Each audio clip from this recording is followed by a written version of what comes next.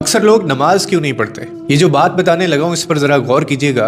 एक दोस्त ने अपनी नमाज शुरू करने की वजह बयान करते हुए कहा कि मैं बहुत आसानी से नमाजी बन गया। पूछा गया कैसे, तो बताने लगा कि एक दिन मैं क्लास में बैठा हुआ था और इस्लामियात का मजमून था। उस्ताद आए और सवाल किया कि आपके ख्याल में लोग नमाज क्यों नहीं पढ़ते। एक बच्चे ने मासूमियत से कहा कि सर जो लोग मर गए हैं शायद वो नमाज नहीं पढ़ते। फिर दूसरे बच्चे ने मासूमियत से बोला कि सर जिन्हें नमाज नहीं आती शायद वो नमाज नहीं पढ़ते। उसके बाद एक और बच्चे ने कहा कि सर जो मुसलमान नहीं हैं वो नमाज नहीं पढ़ते।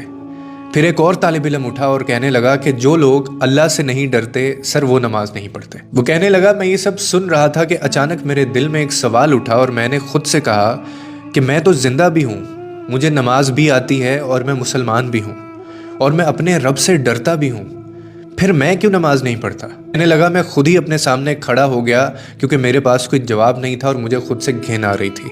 और फिर मैंने खुद से एक सवाल किया कि अगर कब्र की पहली रात मुझसे पूछा गया कि तुम तो जिंदा भी थे, तुम्हें नमाज भी आती थी, तुम मुसलमान भी थे, तुम अल्लाह से डरते भी थे, तो फिर तुम नमाज क्यों नहीं पढ़ते थे। उसके बाद फिर मैं क्या जवाब दूंगा। उसने मजीद कहा कि ये वो लम्हा था जिसने मुझे हिला दिया कि हम अक्सर समझते हैं कि हमारे पास वक्त है, हम बाद में शुरू कर लेंगे, हम बुढ़ापे में पढ़ लेंगे और अभी हमारी ज़िंदगी बाकी है।